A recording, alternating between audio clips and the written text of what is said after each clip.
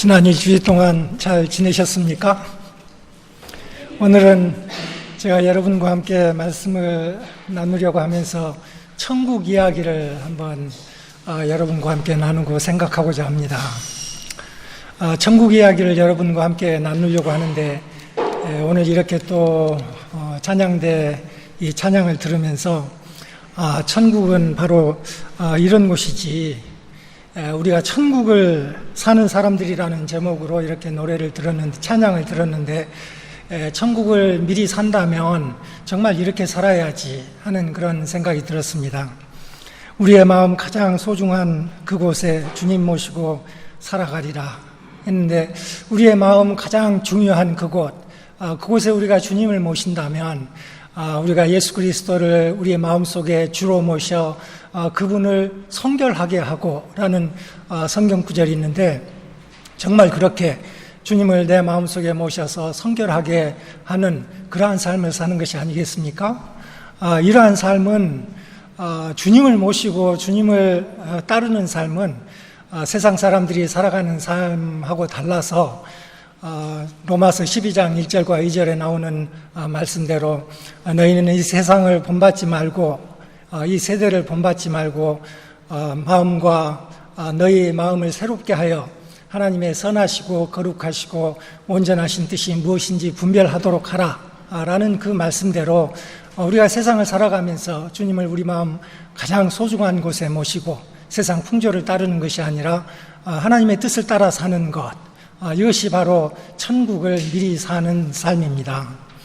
우리가 오늘 볼 천국, 미리 보는 그 천국의 모습도 바로 이러한 모습을 그려주고 있는 것입니다. 우리는 하나님을 찬양하면서 말하기를 거룩하다, 거룩하다, 거룩하다 하는데, 거룩이라는 뜻은 세상과는 다르다는 그런 뜻입니다. 세상 사람과는 다른 그러한 삶, 세상 사람들이 추구하는 것과는 다른 것을 추구하는 그런 삶, 이렇게 사람들과 세상 사람들과 달리 살아가는 삶이 거룩한 삶이고, 이러한 사람들은 주님을 마음속 가장 소중한 곳에 모시고 살아가는 사람들인 것입니다. 그래서 천국을 미리 보면서 오늘 찬양 천국을 사는 사람들이라는 그 찬양을 들었는데, 우리 설교와 이 노래의 핵심은 바로 그것인 것입니다. 우리의 마음속에 주님을, 예수 그리스도를 주로 모셔 성결하게 하고, 그리고 그 주님의 뜻을 따라서 세상 풍조를 따르지 아니하고 주님이 기뻐하시는 그 길을 따라 사는 삶, 이것이 천국을 미리 보는 목적이고 천국을 미리 살아가는 그러한 사람들의 삶인 것입니다. 우리는 천국에 갈 때 우리 혼자 가지 말고 다 같이 가야 되겠습니다. 예수님 믿으면 하나님께서 축복해 주셔서 천국을 약속해 주시는데, 우리가 그 천국을 혼자 가는 것이 아니라 함께 손잡고 가야 되겠습니다. 그래서 요한계시록에 오늘 보겠습니다마는 천국에 대한 묘사를 하면서 24장로 이야기, 그리고 7교회 이야기가 나오는데 24라는 수는 완전한 숫자를 가리킵니다. 7이라는 숫자도 마찬가지입니다. 완전한 숫자입니다. 이렇게 완전한 숫자의 장로들과 완전한 숫자의 교회들이 거룩하신 하나님의 보좌 주위에 있는 천국 모습을 보면서, 그러니까 우리도 한 사람도 빠지지 말아야 되겠구나, 우리 손잡고 같이 가자, 이렇게 다짐하는 그런 시간이 되기를 바랍니다. 오늘은 천국에 대한 이야기를 하면서 올해 표에 대해서 한번 생각을 해보고 싶습니다. 올해 표 기억하십니까? 소망의 이유를 읊조리자. 이것이 2016년도 우리 교회의 표 아닙니까? 우리의 소망의 이유는 천국에 있지 않습니까? 하나님에게 우리의 소망의 이유가 있는 것입니다. 그래서 오늘은 천국의 그 모습을 미리 보면서 너희에게 너희가 가진 소망의 이유에 대해서 묻는 자가 있거든 온유한 마음으로 대답할 말을 미리 준비하고 라는 그런 성경 구절이 있는데, 그대로 우리가 오늘 천국 모습을 미리 보면서 온유한 마음으로 우리의 소망의 이유를 말할 수 있는 그런 준비가 되시기를 바랍니다. 오늘은 천국 이야기를 하고 싶다고 했습니다.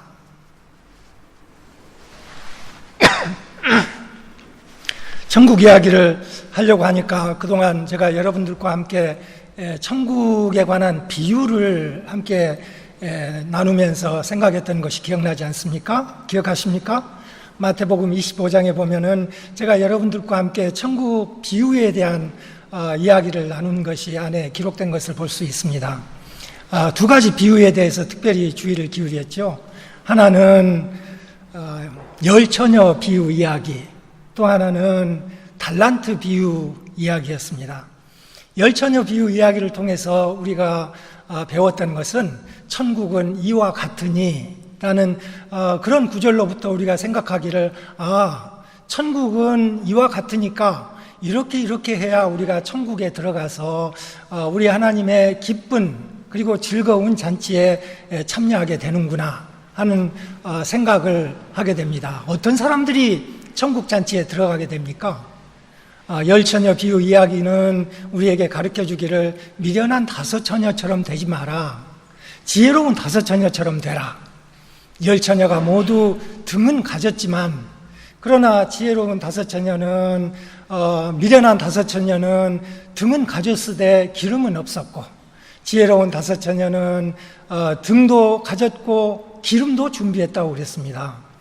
그래서 신랑이 밤늦게 와서 보라 신랑이라도 이로다 나와 맞으라 라는 혼인잔치 시작 시간을 알려줄 때에 지혜로운 다섯 처녀는 기름이 있었기 때문에 등에 불을 밝히고 어두운 밤길을 그 불로 비춰가면서 혼인잔치 자리에 들어가는 것입니다. 그러나 미련한 다섯 처녀는 등은 가졌는데 문의는 문의는 천국에 들어가는 것처럼 그렇게 보이는데 그러나 실제로는 기름을 준비하지 못해서 어두운 밤길을 밝힐 준비가 되어 있지 않아서 신랑과 함께 혼인잔치 자리에 가지 못하게 되었다는 말입니다.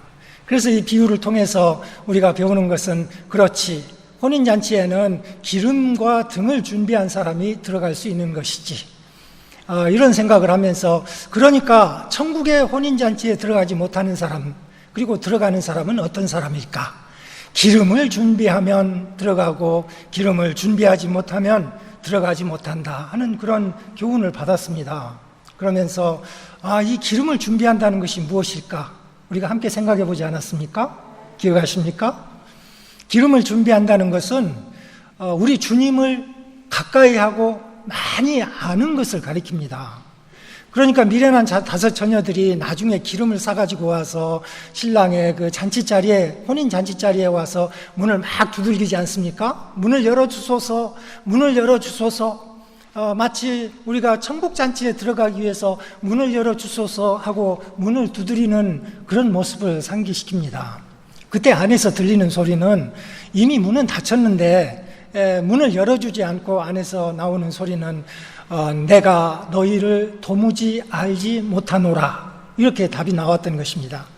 그러니까 이 열처녀 비유 이야기는 기름을 준비한 자만이 이 천국 잔치에 들어가는데 주님을 알지 못하는 사람은 내가 너희를 알지 못하노라 그랬으니까 주님을 알지 못하는 사람들은 천국 잔치 자리에 들어갈 수가 없는 것입니다. 그 기쁜 자리에 어떻게 들어가겠습니까? 주님을 모르는데 주님을 아는 사람이 갈 수 있는 것이지요.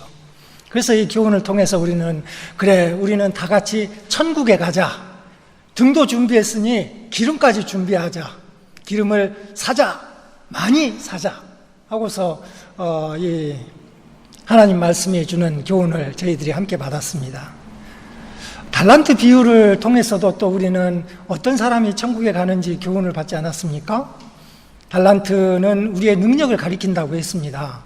5달란트 받은 사람, 2달란트 받은 사람, 1달란트 받은 사람 다 이 자기의 돈이 아니라 주인의 돈을 받은 것입니다. 능력대로 돈을 받았습니다.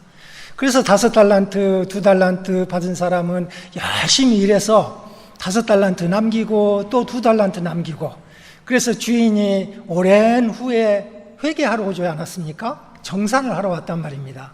그때 5달란트 받았던 사람과 2달란트 받았던 사람은 주인에게 가서 보소서, 나에게 5달란트 주었는데 5달란트 남겼나이다. 보소서, 나에게 2달란트를 주셨는데 2달란트를 남겼나이다. 했더니 주인이 칭찬하기를 잘하였도다 착하고 충성된 종아, 내가 작은 일에 충성하였음에 내가 많은 것으로 내게 맡기리니 내 주인의 즐거움에 참여할지어다. 이런 칭찬을 해 주었습니다. 그래서 우리가 배우는 것은 열심히 주께서 맡기신 일을 주님의 뜻을 따라서 열심히 이곳에서 청지기처럼 일을 잘하면, 그러면은 우리 주님이 다시 오실 때에 잘하였도다 착하고 충성된 종아 하고서 칭찬해 주시고 우리에게 이 땅에서 맡겼던 것보다 더 큰 일을, 많은 일을 천국에서 맡겨주신다. 그리고 우리는 주인의 즐거움에 함께 참여하게 된다 하는 것을 교훈으로 받았습니다. 문제는 이 달란트 비유가 1달란트 받은 사람에게 초점이 맞추어져 있다는 것입니다. 5달란트나 2달란트 받은 사람에게는 그 대화가 굉장히 짧지 않습니까? 그러나 1달란트 받은 사람과 주인이 나누었던 대화는 굉장히 깁니다. 그래서 우리가 아는 것은 이 비유는 천국 가기를 원하는 1달란트 받은 사람에게 주는 이야기로구나, 이런 것을 알 수 있게 된다고 했습니다.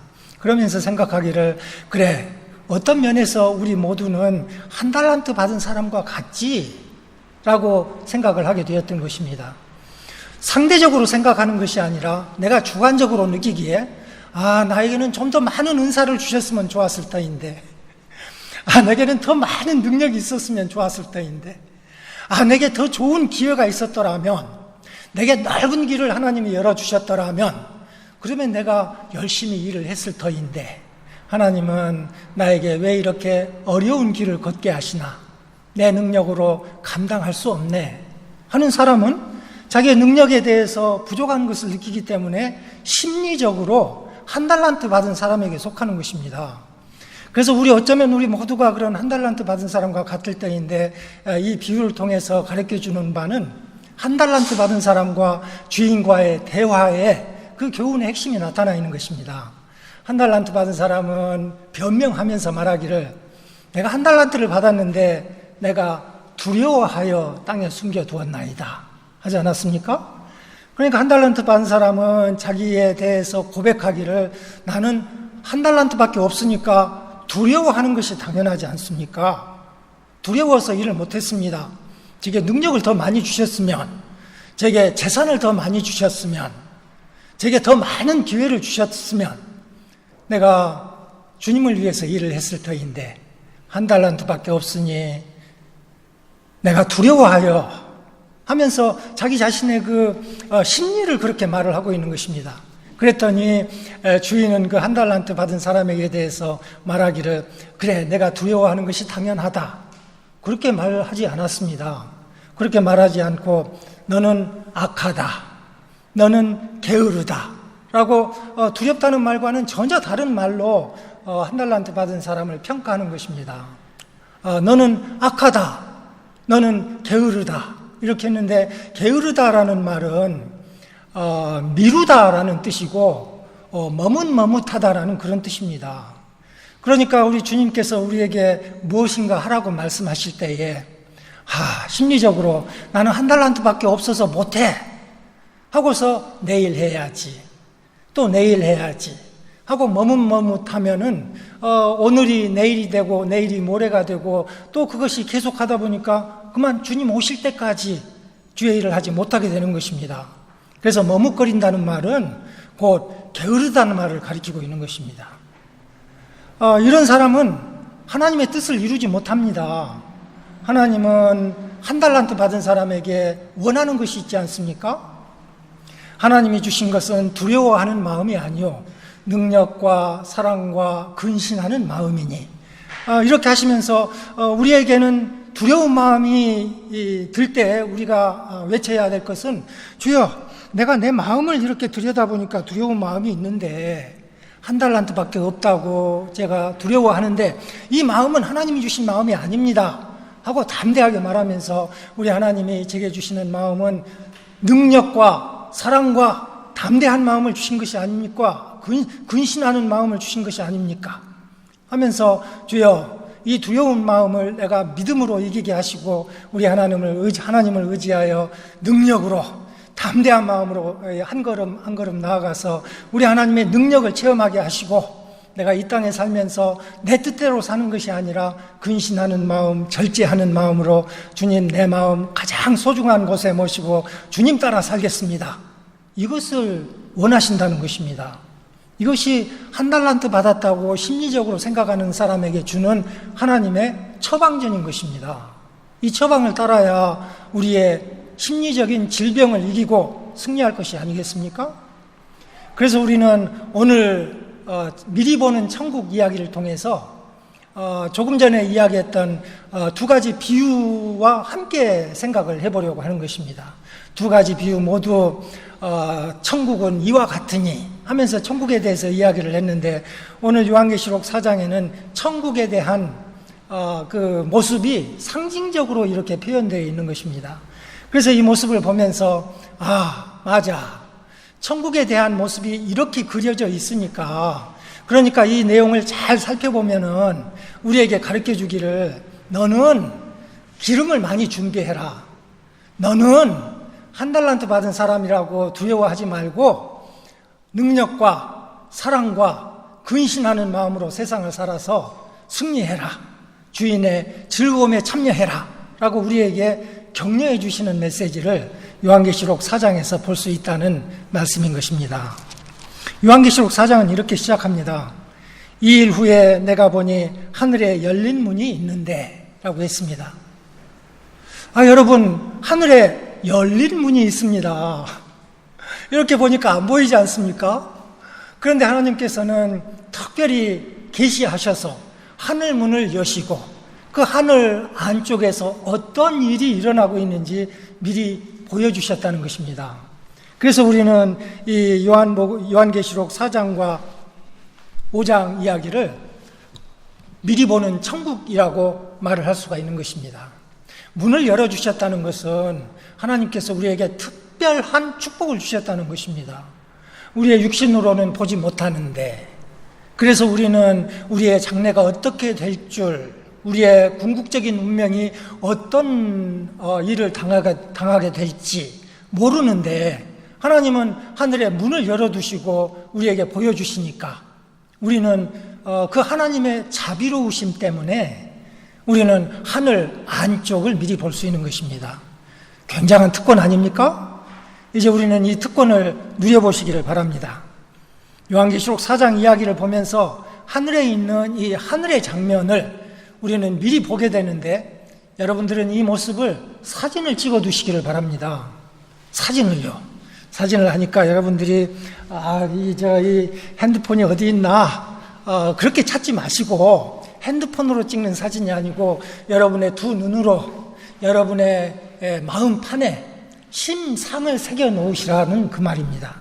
그래서 이 심상을 새겨 놓으면 이 안에 있는 이야기들을 통해서 그리고 이 그림에 나오는 사진에 나오는 여러 가지 요소를 이야기하면서 그래, 나는 소망이 있지. 내가 소망을 갖는 이유는 이거야. 내가 소망을 갖는 이유는 또 있어. 내가 소망을 가진 세 번째 이유는 이것이고 네 번째 이유는 이것이고 나는 이런 소망을 가졌기 때문에 그러니까 나는 세상 살아가면서 이렇게 살아갈 거야 라고 말을 할 수가 있는 것입니다. 4장 1절 2일 후에 내가 보니 하늘에 열린 문이 있는데 하면서 하늘에서 소리가 나오기를 이리로 올라오라. 이후에 마땅히 일어날 일들을 내가 내게 보이리라. 이런 말이 나왔습니다. 그러니까 하나님께서는 우리에게 마땅히 일어날 일을 보여주시는 것입니다.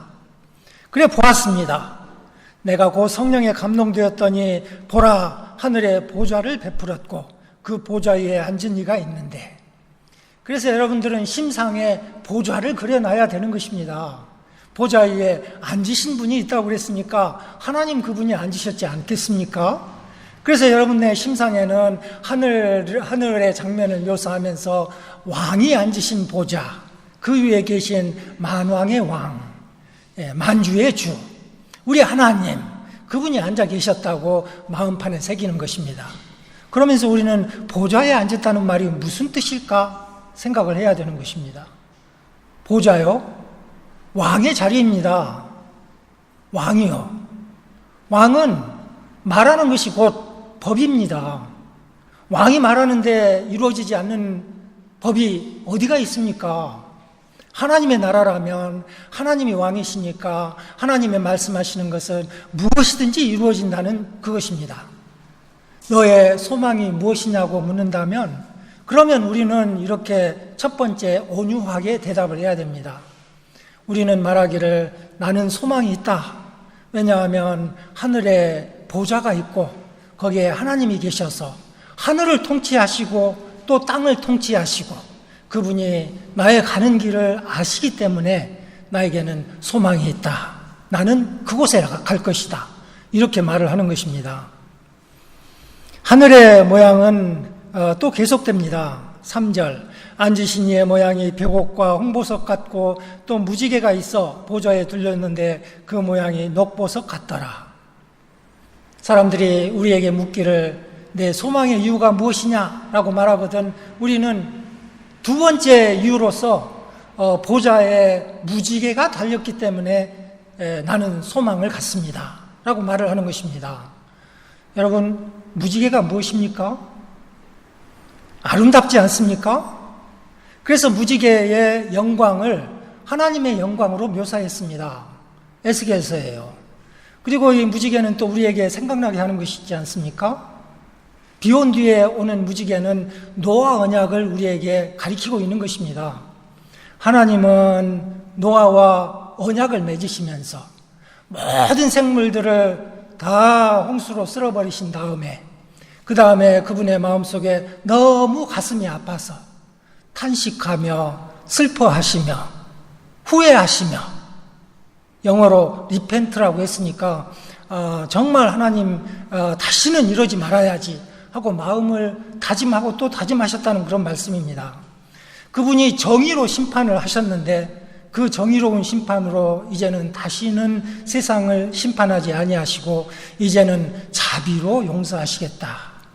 자비로 저들을 인도하리라. 자비로 저들을 고치리라 하는 것이 무지개가 가리키고 있는 것입니다.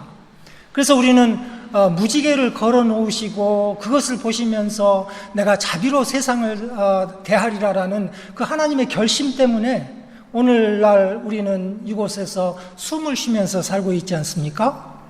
사람들이 우리에게 묻기를 내가 가진 소망의 이유가 무엇이냐라고 묻는다면 우리는 두 번째 이유로서 그 보좌 주위에는 무지개가 있기 때문에 하나님께서는 우리를 자비로 대하시지 않기 때문에 우리의 죄가를 따라서 우리를 심판하지 아니하시고 우리의 잘못을 그대로 벌주지 아니하시고 그리스도의 피로 우리 죄를 씻어 정결하게 하시고 우리를 용서하시고 우리를 사랑하사 하나님 자녀 삼으신 그분이시기 때문에 그래서 우리는 무지개를 걸고 우리에게 사랑을 약속하신 우리 하나님을 가까이 할 수가 있는 것입니다. 이것이 우리가 갖는 소망의 두 번째 이유입니다. 4절 또 보좌에 둘러 24보좌들이 있고 그 보좌들 위에 24장로들이 흰 옷을 입고 머리에 금관을 쓰고 앉았더라 했습니다. 보좌 주위에는 24보좌가 있다고 했습니다. 24. 그리고 보좌 위에는 24장로들이 흰 옷을 입고 금관을 썼습니다. 또 보좌 주위에는 이런 것이 있습니다. 보좌로부터 번개와 음성과 우레소리가 나고 보좌 앞에 켠 등불 7이 있으니 이는 하나님의 7명이라 그랬습니다. 왜 소망이 있습니까? 라고 묻거든 우리는 세 번째 이유로서 보좌 주위에는 24보좌가 있으니까요. 거기에 앉은 장로들은 흰 옷을 입고 금관을 썼으니까요. 보좌 주위에는 7교회가 있으니까요. 그러니까 저는 소망이 있습니다 라고 말을 하는 것입니다. 그래서 우리는 24라는 숫자가 무엇일까? 7이라는 숫자가 무엇일까 하고 생각을 하는 것입니다. 24라는 숫자는 12 더하기 12입니다. 그래서 10이라는 숫자는 이스라엘의 12지파를 가리키고 또 다른 10이라는 숫자는 예수 그리스도의 12제자를 가리키는 것입니다. 그래서 이스라엘의 12지파 하나님의 백성들, 구약의 하나님의 백성들과 신약의 예수 그리스도를 믿는 모든 제자들의 총합, 이 24이라는 숫자로 나타내지고 있는 것입니다. 보좌 주위에 24보좌가 있다는 말은 그래서 하나님의 모든 백성을 대변하는, 구약의 하나님의 백성과 신약의 모든 하나님의 백성을 대변하는 그 대변인들이 보좌에 앉아서 흰 옷을 입고 금관을 썼으니 그들의 죄가 다 사함받아서 깨끗한 옷을 입고 왕으로서 다스리는 하나님과 함께 통치하는 금관을 얻었기 때문에, 그래서 우리는 희망이 있는 것입니다. 하나님은 우리에게 너희는 왕같은 제사장이요 라고 말씀하지 않았습니까? 그래서 우리는 보좌를 쓴 것입니다.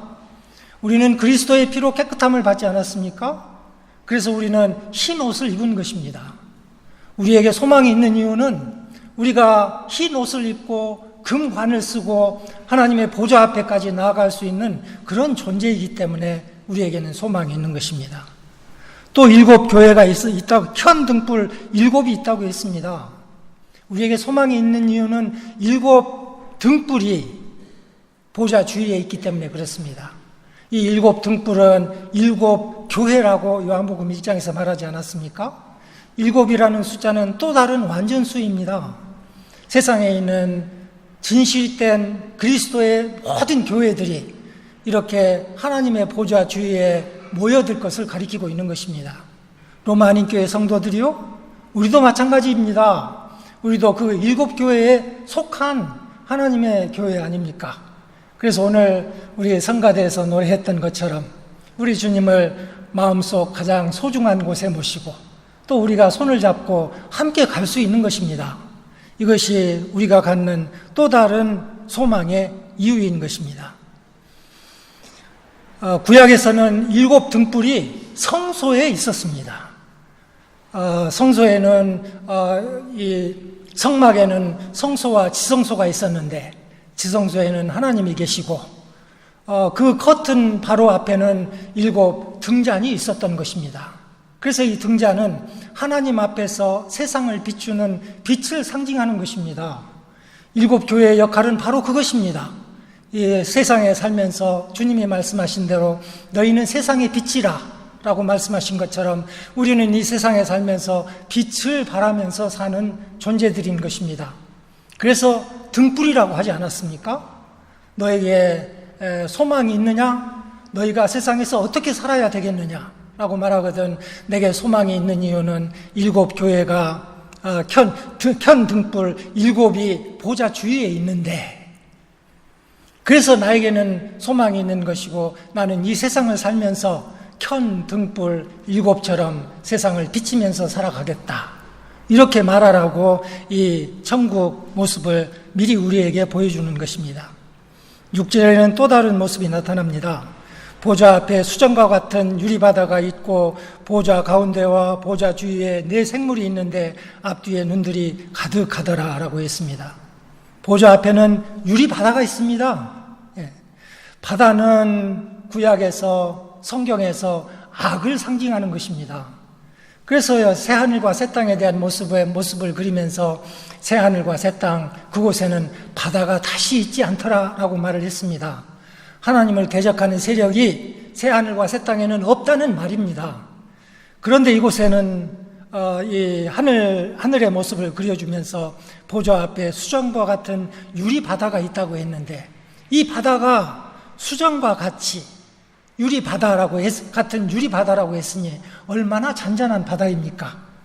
하나님은 하나님을 대적하는 악의 무리까지도 하나님은 완벽하게 통치하시는, 바람아 잔잔하라, 파도야 잔잔하라 라고 이렇게 명하시면 이 악의 세력과 같은 이 바다도 잔잔하게 된다는 것을 가리키고 있지 않습니까? 이것이 우리가 갖는 소망의 이유인 것입니다. 보좌에 앉으신 그분은 바다까지도 다스릴 수 있는 그런 분이신 것입니다. 7 교회는 이 유리 바다를 건넌 사람들입니다. 건넌 교회들입니다. 그래서 우리는 소망이 있는 것입니다. 마치 이스라엘 백성들이 홍해 바다를 건넜듯이 우리도 바다를 건너서 하나님의 보좌 앞으로 나아가는 것입니다. 이스라엘 백성들이 홍해 바다를 건널 때에 그 바다는 마치 불이 섞인 바다와 같았습니다. 왜냐고요? 그들이 그 바다를 건널 때에 한쪽에는 흑암이 있었는데 그 바다 위로는 불기둥이 비치고 있지 않았습니까? 그래서 불이 섞인 유리바다와 같다고 뒷부분에는 이 바다에 대해서 그렇게 표현을 하고 있는 것입니다. 그 불이 섞인 유리바다를 우리는 건너서 하나님 보좌 앞으로 나아갈 것입니다. 그래서 우리에게는 소망이 있는 것입니다. 우리는 이 세상에 살면서 악을 이길 수 없지만, 우리 힘으로 이길 수 없지만, 그러나 하나님이 우리와 함께 하시니, 보좌에 계신 하나님께서 함께 하시니 우리는 이 유리바다를, 이 바다를 건널 수가 있는 것입니다. 그래서 우리에게는 소망이 있는 것입니다. 보좌 주위에는 네 생물이 있는데 눈들이 가득하더라라고 했습니다. 그 첫째 생물은 사자 같고, 둘째 생물은 송아지 같고, 셋째 생물은 얼굴이 사람 같고, 넷째 생물은 날아가는 독수리 같다고 했습니다. 사자는 맹수의 왕입니다. 송아지는 가축을 대변하는 가축 중의 가축입니다. 사람은 하나님이 만드신 하나님의 모양과 하나님의 형상을 가진 만물을 다스리는 존재입니다. 독수리는 하늘의 새들의 왕인 것입니다. 그래서 이 네 생물을 통해서 가리키는 것은 하나님이 창조하신 모든 숨쉬는 것들이 하나님의 보좌 주위에 있다는 것을 가리키고 있는 것입니다. 하나님이 새 하늘과 새 땅을 만드실 때에 그곳에는 우리 사람들만 가는 것이 아니라 하나님이 만드신 모든 피조물들이 그곳에 가서 하나님을 배울 것을 가리키고 있는 것입니다. 그런데 이 생물들 앞뒤에는 눈들이 가득하다고 했습니다. 괴물 같다고요? 상징적인 것입니다.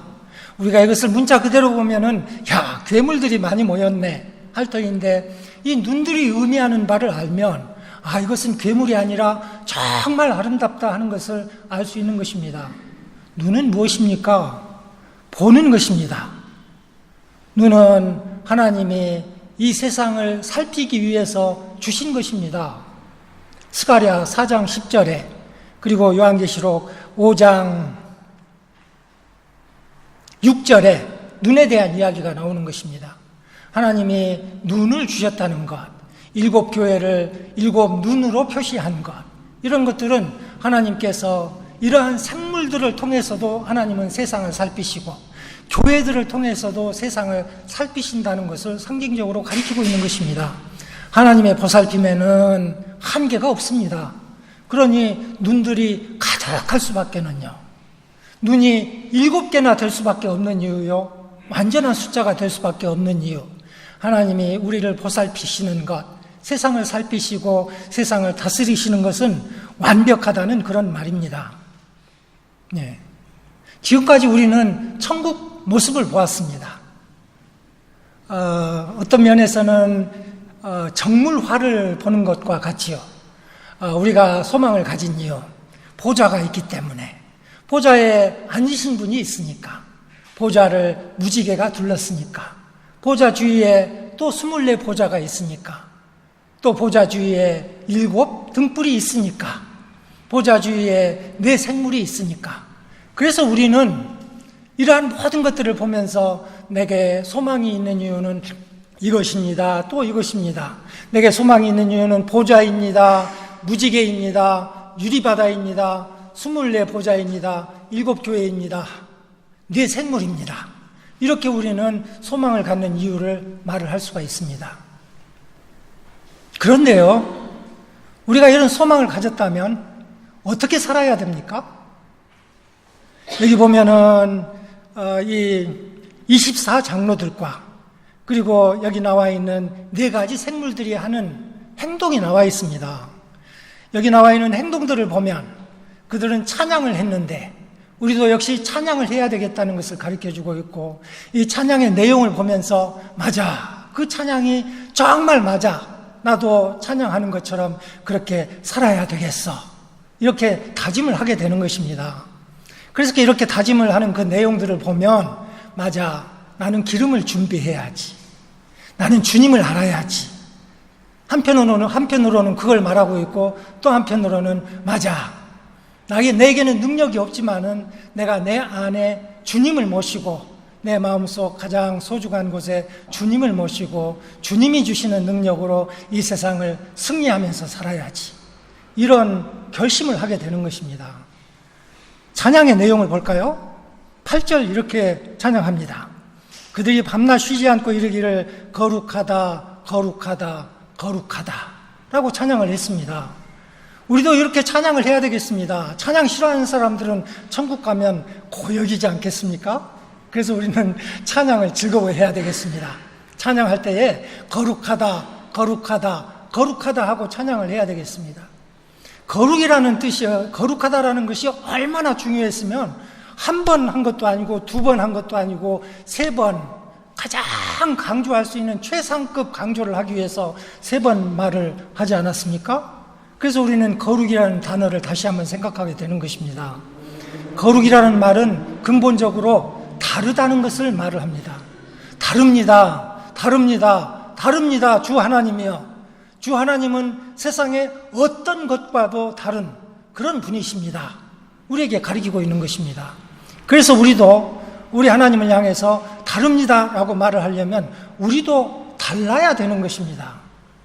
세상 사람들은 이렇게 살아가는데, 주여 나는 하나님이 거룩하신 것처럼 나도 거룩하여서 이렇게 살아가지 않고 달리 살아가겠습니다. 하나님의 뜻을 따라서 살겠습니다. 라고 다짐하는 것이 거룩하다라고 찬송을 하는 것입니다. 로마서 12장 1절로 2절에 너희는 이 세대를 본받지 말고 오직 마음을 새롭게 함으로 변화를 받아 하나님의 선하시고 기뻐하시고 온전하신 뜻이 무엇인지 분별하도록 하라 라고 했으니까, 이것은 세상 사람들의 사는 그 삶의 스타일이나 그 패턴과는 전혀 다른 삶으로 살아가는 것을 가리키고 있지 않습니까? 이것이 거룩한 삶이고, 이렇게 살아가는 삶이 우리 하나님을 향해서 거룩하다 거룩하다 거룩하다 하고 찬양을 하는 삶인 것입니다. 그래서 이런 거룩하다 거룩하다 거룩하다라고 찬양을 하면서 네 생물들이 보좌에 앉으셔서 세세토록 살아계시는 이에게 영광과 존귀와 감사를 드렸습니다. 하나님은 영광스러운 분이십니다. 존귀를 받으소서, 하나님 감사합니다 라고 이렇게 감사의 예물을 드린다는 말입니다. 그러면서 나오는 장면이 10절, 24 장로들이 보좌에 앉으신 이 앞에 엎드려 세세토록 살아계시는 이에게 경배하고 자기의 관을 보좌 앞에 드리며 또 찬양했습니다. 그래서 우리도 이렇게 예배해야 되겠습니다. 24 장로들은 어떻게 예배했습니까? 보좌에 앉으신 이 앞에 엎드렸습니다. 왜 엎드립니까? 무서우니까요. 왜냐하면 보좌로부터 나오는 소리들은 번개와 뇌성과 지진과 빽빽한 구름과 하늘로부터 나타나는 그 나팔 소리와 이러한 출애굽기 시내산에서 있었던 그 모습들이 여기에 요한계시록에 나와 있지 않습니까? 이렇게 무서운 하나님의 모습을 보면서 어떻게 우리가 뻣뻣하게 이렇게 뒷짐지고서 하나님을 바라본단 말입니까? 이것은 예배하는 태도가 아닙니다. 그래서 무서우신 하나님의 임재가 우리와 함께 한다는 것을 알고서 우리가 취할 수 있는 행동은 딱 한 가지인 것입니다. 그분 앞에 엎드려 버리는 것입니다. 주여, 나는 피조물이오니 하고 그분 앞에 엎드리는 것입니다. 그리고서 세세토록 살아계신 이에게 경배했다고 그랬습니다. 경배라는 말은요, 우리가 어떻게 경배하는 줄 아십니까? 경배라는 말의 원래의 뜻은 입 맞추다는 그런 뜻입니다. 입을 맞추는 것입니다. 그래서 이집트의 그 벽화들을 보면은 이 이방 사람들이 하나님 자기들의 신들을 섬기면서 입으로 이 키스를 날리는, 이 입맞춤을 날리는 그런 벽화들도 있습니다. 그래서 경배하다라는 뜻은 근본적으로 입을 맞추다라는 뜻이고, 우리가 하나님을 경배할 때는 이처럼 하나님께 나와서 내 마음 가장 소중한 곳에 사랑을 담아서 우리 하나님 사랑합니다, 하고 가까이 가서 입을 맞추듯이 그렇게 친밀하게 하나님께 나아가야 된다는 것을 가리키는 것입니다. 저는 그래서 이 입맞춤이라는 이 모습을 보면서 신약에 나오는 입맞추는 장면을 생각해 보았습니다. 향유 담은 옥합을 가지고 나와서 그 향유가 가득한 옥합을 깨트려서 한 여자가 예수님의 발 앞에 엎드려서 그 발에 입을 맞추었다고 하지 않았습니까? 하나님을, 우리 주 예수 그리스도를 경배했다는 말입니다. 우리가 하나님을 경배한다면 우리는 한편으로 엎드리고 또 한편으로 입을 맞추면서 그렇게 하나님을 경배하는 것입니다. 이 두 단어를 보면은 굉장히 상반된 단어가 함께 나오는 것을 봅니다. 어떻게 우리는 무서워하면서 어떻게 우리는 입맞춤을 할 수 있을까? 친밀하게. 그러나 이 우리의 생각으로 모순되는 것과 같은 이러한 것들이 우리가 하나님께 드려야 할 그 예배 속에 담겨 있는 것을 가리키고 있는 것입니다. 우리가 하나님께 나올 때는 그분은 보좌에 앉으신 절대 주권자, 그래서 우리가 두려워해야 될 분, 그래서 그분께 나올 때는 향유 담은 옥합을 가지고 와서 그분께 드리면서 이것은 내가 주님께 드리는 나의 사랑이오니 내가 드릴 것은 이것밖에 없사오나 그러나 이것까지도 하나님이 내게 주신 것이오니 하나님이 내게 주신 것을 내가 주께 돌려드리나이다 하고 입맞춤을 하면서 하나님께 나오는 것이, 그것이 거룩하다 거룩하다 거룩하다라고 노래하는 자들의 예배인 것입니다. 24장로들은 자기의 관을 보좌 앞에 드렸습니다. 그러면서 우리 주 하나님이여 영광과 존귀와 권능을 받으시는 것이 합당하오니 라고 말을 했습니다. 주여, 내가 쓴 이 금관은 내게 자격이 없습니다. 내가 어찌 금관을 받을 수 있습니까? 나는 한 달란트밖에 없었고, 그래서 내가 행한 것은 내 능력으로 한 것이 아니라 우리 주님이 주시는 능력으로 했는데 내가 금관을 받을 이유가 하나도 없습니다. 나는 은혜로 구원받은 것이오니 이 금관 다시 하나님 받으소서, 이 영광 하나님 받으소서, 존귀는 주께 돌려드리나이다 하면서 내가 한 것이 아니라 이는 하나님께서 한 것이라고 고백하면서 예배를 드리는 것입니다. 그러면서 이렇게 찬양하지 않습니까? 주께서 만물을 지으신지라 만물이 주의 뜻대로 있었고 또 지으심을 받았나이다, 이렇게 찬양하는 것입니다. 한 달란트 받은 사람은요, 내게는 왜 한 달란트밖에 없지? 하고 불평을 하는데, 그러나 천국의 모습을 미리 보는 사람들은 한 달란트가 문제가 아니지, 나는 능력이 하나밖에 없지만 우리 하나님의 능력은 무한대이니까 내가 하나님께 나아가서 입맞춤하면 그러면 하나님의 무한대의 능력이 나를 통해서 역사하니까, 그래서 내게 겨자씨 하나일 만한 그런 믿음만 있어도 내가 이 산더러 명하여 저 산 저쪽으로 옮기라 하면은 옮겨지니까, 그러니까 내가 불평할 것은 없지, 감사할 것밖에 없지 하면서 주의 뜻대로 만물을 지으신지라 주의 뜻대로 있었고 또 주의 뜻대로 지으심을 받았나이다. 주여, 나를 이렇게 만드신 것 감사합니다. 내 연약한 것을 통하여 주의 능력 나타내소서, 주의 영광 나타내소서, 이렇게 사는 것이 천국을 미리 보는 사람들의 삶이라는 것입니다. 천국 갑시다. 소망의 이유가 무엇입니까? 하늘에 보좌가 있으니까, 무지개가 둘렀으니까, 24 보좌가 있으니까, 7 교회가 있으니까, 네 생물에까지도 눈이 가득하니까 그들이 거룩하다 거룩하다 거룩하다 하고 찬양하니까, 우리는 유리바다를 건널 사람들이니까, 그러니까 우리에게는 소망이 있고 이 땅에 살면서 우리는 기름을 많이 준비할 수 있고, 그리고 주여 영광과 존귀와 능력을 받으소서, 그리고 우리가 하나님께 나아가서 입맞춤을 할 수가 있는 것입니다. 기도하겠습니다. 사랑하는 하나님 아버지, 감사합니다. 저희들이 무엇이고 한데 하나님의 사랑을 받을 만한 선하고 아름다운 것이 없사온데, 우리 하나님은 저희들을 사랑하여 주셔서 우리를 하나님의 자녀로 삼으셨습니까? 천국 장면을 미리 보여주시고 우리를 하늘나라로 인도하시오니 주여 세상 살면서 저희들이 소망을 잃지 말게 하소서. 우리의 마음속에 괴로움이 가득할 때는 하늘에 있는 보좌를 보게 하시고, 주여 우리의 마음속에 슬픔이 있을 때는 무지개도 보게 하시고 24 보좌도 보게 하시고 7 교회도 보게 하시고, 우리 하나님께서 유리바다 저편에 건너신 것을 보면서 주여 우리도 유리바다를 건널 사람들이오니 우리가 이 세상 살면서 낭망하지 않게 주여 도와주시옵소서. 우리에게 소망이 가득 차게 하시고 이 세상에 살면서 소망의 이유를 묻는 자들에게 소망의 이유를 온유한 마음으로 대답할 수 있도록 주께서 도와주시옵소서. 영광과 존귀와 감사를 우리 하나님께 돌리오니 우리 하나님은 영원히 찬송을 받으시옵소서. 예수님 이름으로 기도합니다. 아멘.